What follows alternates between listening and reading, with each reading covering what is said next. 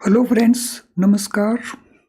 आप सभी को नमस्कार, सभी का वेलकम इस क्लास में। You all are welcome to this class.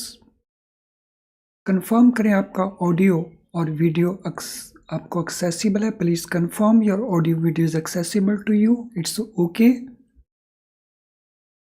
सो कर दीजिए confirm your audio your video is okay, so that we can start the discussion, ताकि हम डिस्कशन को शुरू कर सकें।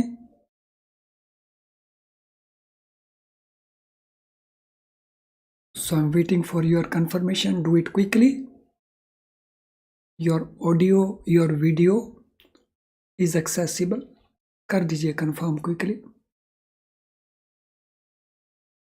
सो जितने स्टूडेंट ज्वाइन कर रहे हैं क्विकली उसको कंफर्म करते जाएंगे। Your audio video is accessible.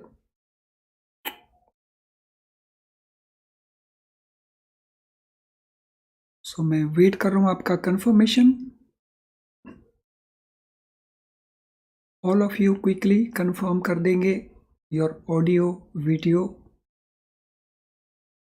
चलिए शुरू करते हैं आज का डिस्कशन। तो इन्फ्लेशन, इसको लेकर के we had discussed the basic issues in the last lesson.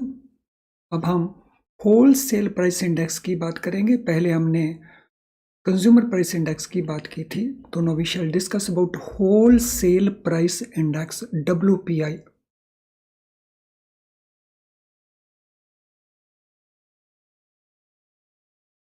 Whole cell price index क्या होता है? So it reflects a change in the level of prices of basket of goods at wholesale level। तो ये क्या reflect करता है? Change in level of prices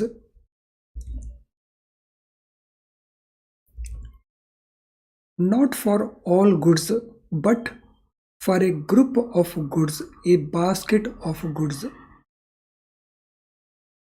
not all goods or services but a basket of goods and services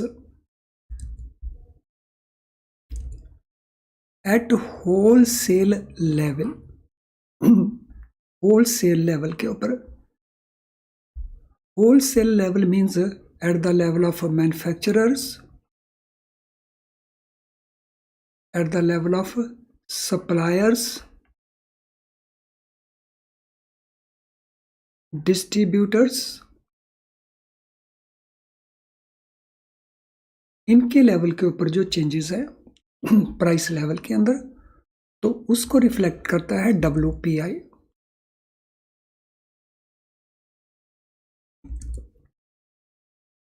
WPI focuses on prices of goods traded between corporations at wholesale stage। सो ये goods का trading है किनके बीच में? Corporations के बीच में, eight whole stage. और ये corporations कौन सी हैं? ये कॉरपोरेशंस हैं मैन्युफैक्चरर्स, सप्लायर्स, डिस्ट्रीब्यूटर्स। तो ये इनके लेवल के ऊपर जो ट्रेडिंग होता है और वो भी होल सेल में, उसमें फोकस रहता है। Focus is not on consumers. यहाँ पे फोकस हमारा कंज्यूमर्स के ऊपर नहीं होता, नॉट बाय कंज्यूमर्स।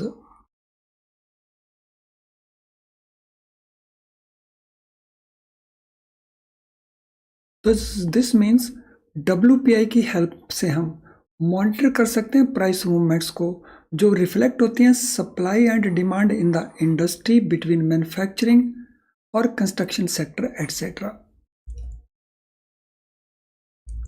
तो यहाँ पे मॉनिटर किया जा सकता है प्राइस मूवमेंट को, जो डिमांड सप्लाई को रिफ्लेक्ट करते हैं इन द इंडस्ट्री, मैन्युफैक्चरिंग और कंस्ट्रक्शन सेक्टर।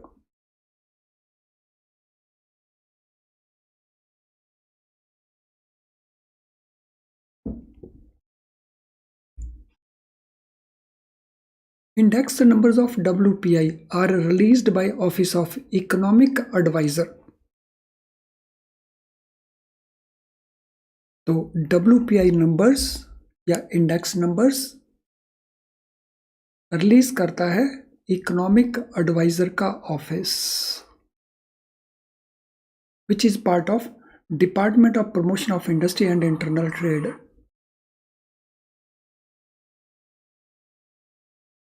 जो कंज्यूमर प्राइस इंडेक्स है उसको कौन रिलीज करता है? Any answer for that? So last lesson के अंदर हमने कंज्यूमर प्राइस इंडेक्स कौन रिलीज करता है ये डिस्कस किया था। तो can you answer who releases WPI numbers? कौन रिलीज करता है होलसेल प्राइसेस के नंबर्स को? So what is your answer? Who releases CPI numbers? CPI numbers को कौन रिलीज करता है?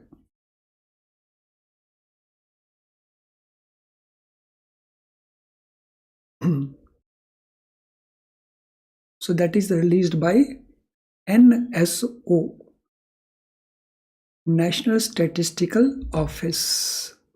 Now base year WPI का है 12 11 12, तो base year is 11 12, इसका base year है 11 12। इसके अंदर 3 commodity groups हैं। So there are 3 commodity groups within WPI।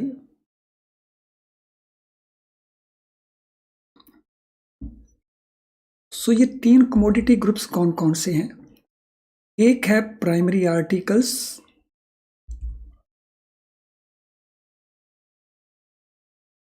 Overall index के बीच में इनका वेटेज है 22.6% प्राइमरी आर्टिकल्स का।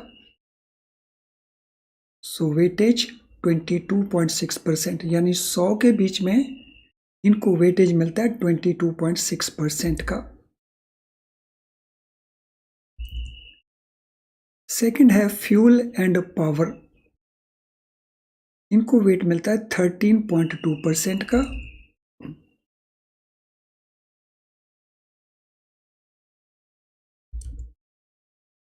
And third one is manufacturing sector, manufactured products, इनका वेटेज है 64.2% का। और ये टोटल बन जाता है 100। I am repeating, primary articles 22.6%, power and fuel 13.2%, and manufactured products 64.2%। इसके अलावा अगर हम देखें फूड इंडेक्स को, उसको भी पब्लिश किया जाता है विद WPI नंबर, जिसका वेटेज है 24.4% का। So food index is also published along with the VPI number, WPI numbers।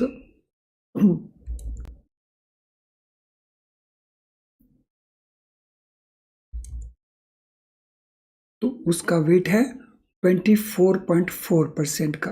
वो कैसे एडजस्ट किया जाता है, we are not going into that detail, उस डिटेल में हम नहीं जा रहे हैं। Previously Reserve Bank of India WPI को कंसिडर किया करता था पॉलिसी पर्पस के लिए, लेकिन जैसा लास्ट सेशन में हमने नोट किया था, तो अप्रैल 2014 से instead of WPI CPI is used for policy purpose. तो आपको नोट करवाया था CPI कितना एक्सेप्टेबल है, सो जो इन्फ्लेशन कितना एक्सेप्टेड है CPI based for policy purpose, तो लास्ट सेशन में हमने नोट किया था वो कितना है। So any answer for that? CPI जो ग्रोथ है वो कितने % का परमिटेड है RBI को, जिसके लिए उसने मॉनेटरी पॉलिसी को यूज करना है। टारगेट क्या है, गवर्नमेंट का टारगेट है वो, सो दैट इज 4%। 4% का वो टारगेट है। अब क्विकली बेटर क्लैरिटी के लिए कुछ क्वेश्चंस को आंसर करेंगे। सो पहला क्वेश्चन है what does WPI stands for. तो ये आपके ऑप्शंस हैं, very easy question.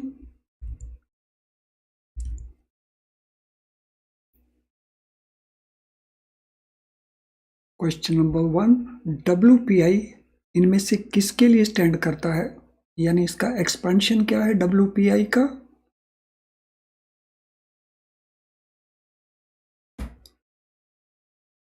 Question number 1,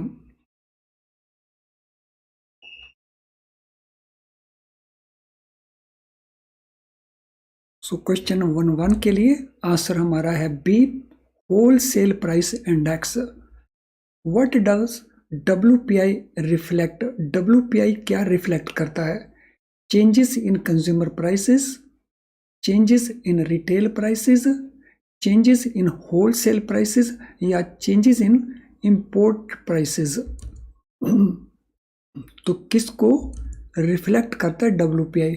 once again very easy question, और सभी स्टूडेंट कोशिश करें आंसर देने की, इससे माइंड एप्लीकेशन होता है and that benefits us. Question number 2, answer for question number 2, yes, changes in wholesale prices, answer C. Question 3, what sectors does WPI monitor। कौन से सेक्टर्स को WPI मॉनिटर करता है, services and retail sector, manufacturing and construction sector, agriculture and health care sectors और education and technology sectors. तो इनमें से कौन सा कॉम्बिनेशन है जिसको WPI मॉनिटर करता है। Question number 3, what shall be the answer for question number 3।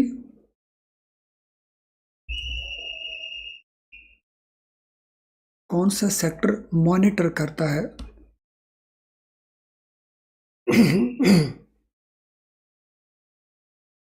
So it monitors manufacturing and construction sector,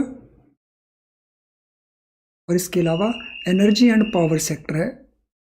who releases index numbers for WPI। WPI के लिए इंडेक्स नंबर्स को कौन रिलीज करता है, reserve bank, department of economic affairs, office of economic adviser और national statistical commission.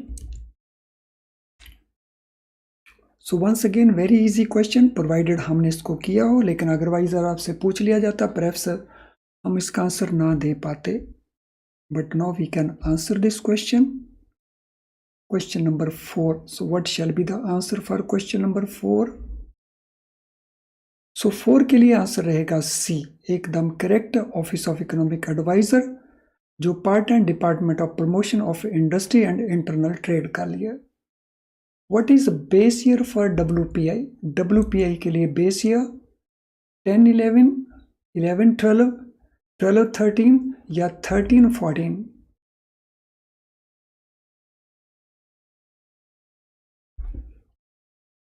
Question number 5,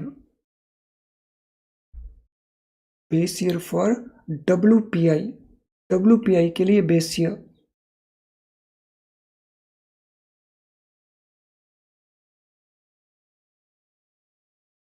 yes, answer is 11-12. What are the 3 commodity groups in WPI।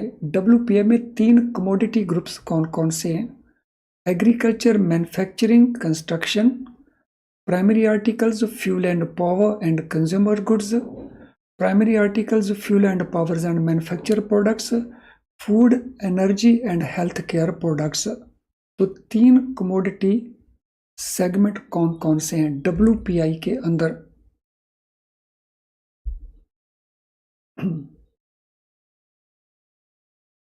So what are 3 commodity groups, segments in WPI?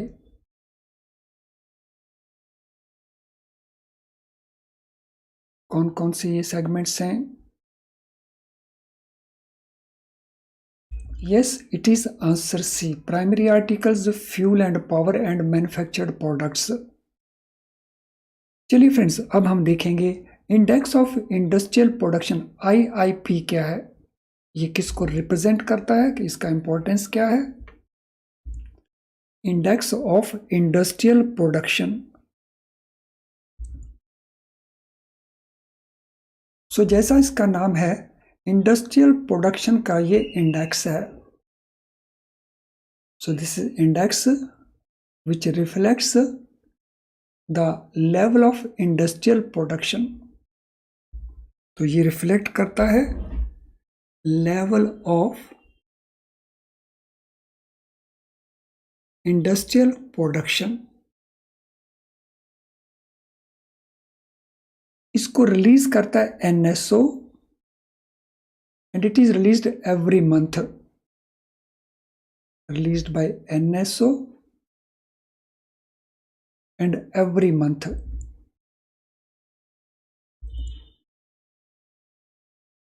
सो ये measure करता है industrial activities को।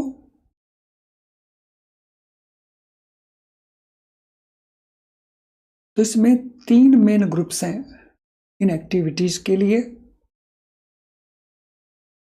So one is mining, another is manufacturing, and third one is electricity। mining, manufacturing and electricity। इसमें जो weightages हैं वो maximum weightage manufacturing का है। So there are 3 groups, that is mining, manufacturing and electricity, with highest weightage for manufacturing sector।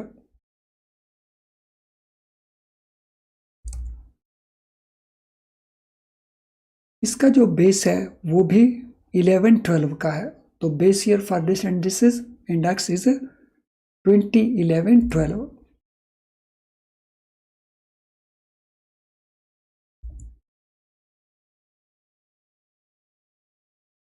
अब हम बात करेंगे एक और इंपॉर्टेंट इंडेक्स की, जिसको हम कहते हैं GDP डिफ्लेटर। बहुत क्वेश्चंस इसके ऊपर पूछे जा चुके हैं when it was part of CIB। इसको लेकर के केस स्टडी कैलकुलेशन भी बहुत पूछी जाती थी। GDP डिफ्लेटर क्या है? It is a measure of level of price of all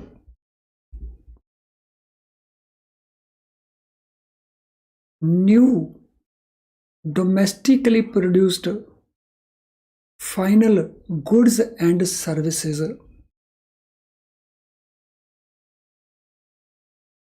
so GDP deflator किस चीज को मेजर करता है? प्राइस लेवल्स को। किन किन कमोडिटीज के प्राइस लेवल को? तो सभी कमोडिटीज के प्राइस लेवल को। और ये कमोडिटीज जो न्यू हैं, ये कमोडिटीज जो डोमेस्टिकली प्रोड्यूस की जाती हैं, ये कमोडिटीज जो फाइनल गुड्स या सर्विसेज हैं। 2 तरह की गुड्स एंड सर्विसेज होती हैं, एक जिनको हम कहते हैं इंटरमीडियरी।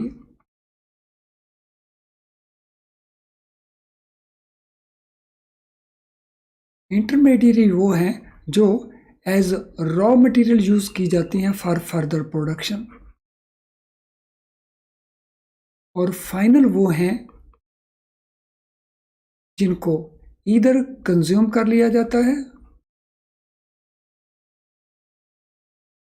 और ये कैपिटल गुड्स हैं जिनको फर्दर प्रोडक्शन के लिए यूज किया जाता है।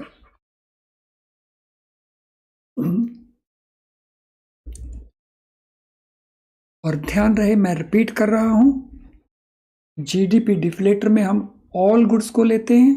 ये ऑल गुड्स न्यू गुड्स हैं, ये डोमेस्टिकली प्रोड्यूस्ड हैं और ये फाइनल गुड्स हैं। इन सभी एस्पेक्ट्स को माइंड में रखना है।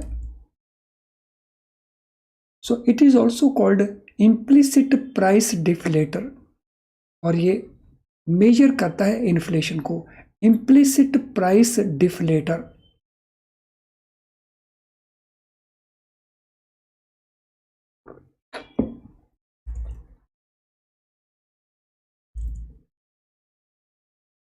It is not based on fixed basket, ये फिक्स्ड बास्केट के ऊपर बेस्ड नहीं है।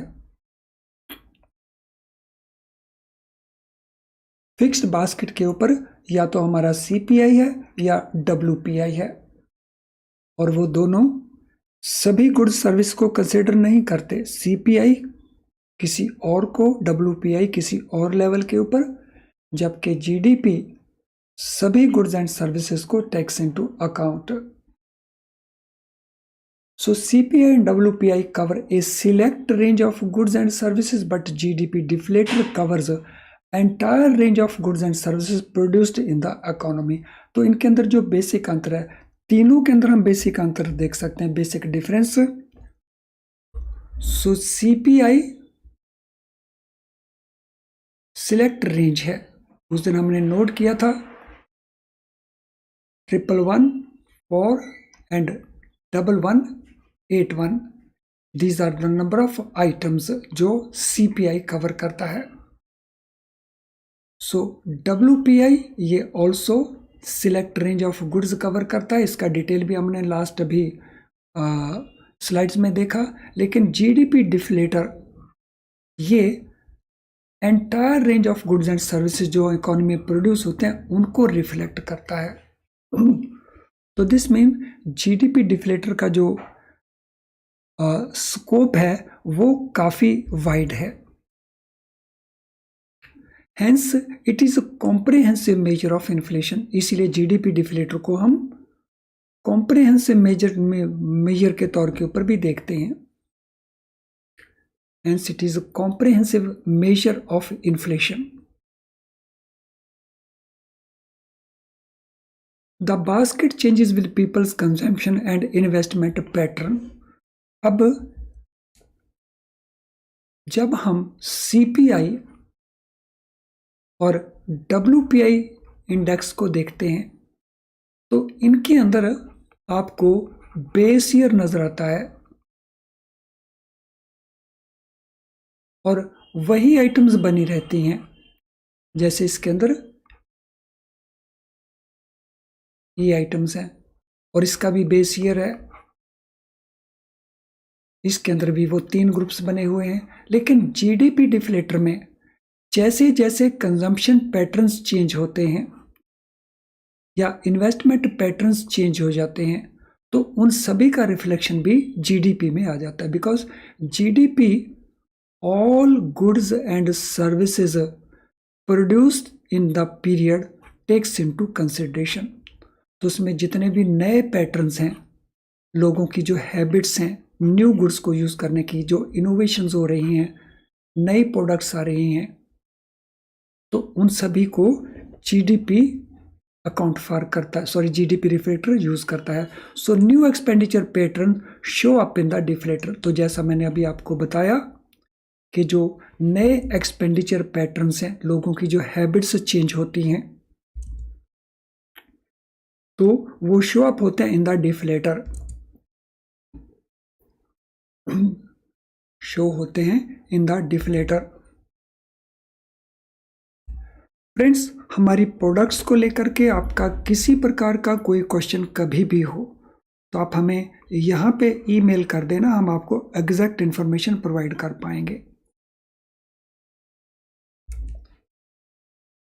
तो बेस ईयर क्या होता है? बेस ईयर का मतलब होता है एक पास्ट ईयर को हम बेस बना लेते हैं, जिसके बेसिस के ऊपर हम फ्यूचर में जो पैटर्न है उनको एग्जामिन करते हैं। GDP deflator is available only on quarterly basis. जैसे पहले 2 इंडेसेस हमने देखे वो मंथली बेसिस के ऊपर अवेलेबल हैं, तो this one is available on A quarterly basis. तो ये एक और डिस्टिंक्शन पॉइंट हो गया between CPI, WPI and GDP deflator. तो उन दोनों को मंथली बेसिस के ऊपर रिलीज किया जाता है, जबकि जीडीपी डिफ्लेटर को क्वार्टरली बेसिस के ऊपर रिलीज किया जाता है। I hope everything so far is very very clear to all of you. सभी को एकदम हर चीज बहुत अच्छे से क्लियर है। अगर ऐसा है तो जरा स्माइल करके दिखा दीजिए quickly. All of you confirm कर देंगे एवरीथिंग इज क्लियर सो फार?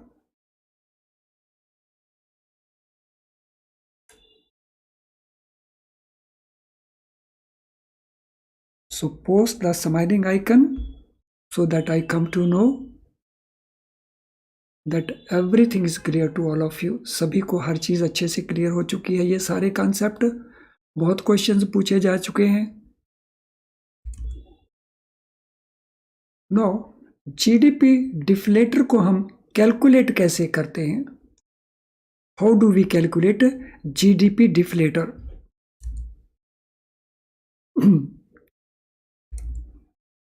सो ये उसका फॉर्मूला है जीडीपी डिफ्लेटर को कैलकुलेट करने का। Nominal GDP divided by real GDP into 100। Nominal GDP into real GDP divided by 100। Nominal GDP क्या होता है और रियल जीडीपी क्या होता है? सो नॉमिनल जीडीपी का जो कैलकुलेशन है वो करंट ईयर प्राइसेस के ऊपर किया जाएगा। Current year prices.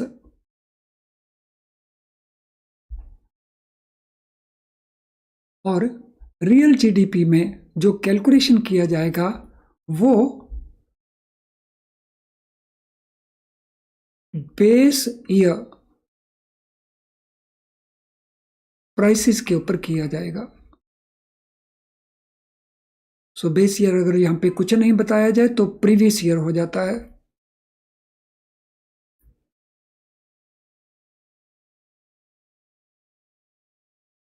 तो इसका जो कैलकुलेशन है इस बेसिस के ऊपर है।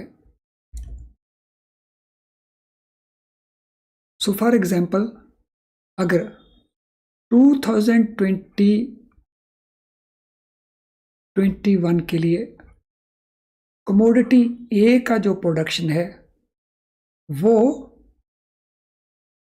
500 यूनिट्स है और इसका प्राइस जो है वो है 50 रुपीज़। तो कितना जीडीपी बन गया ये? तो ये जीडीपी बन गया 25,000 का।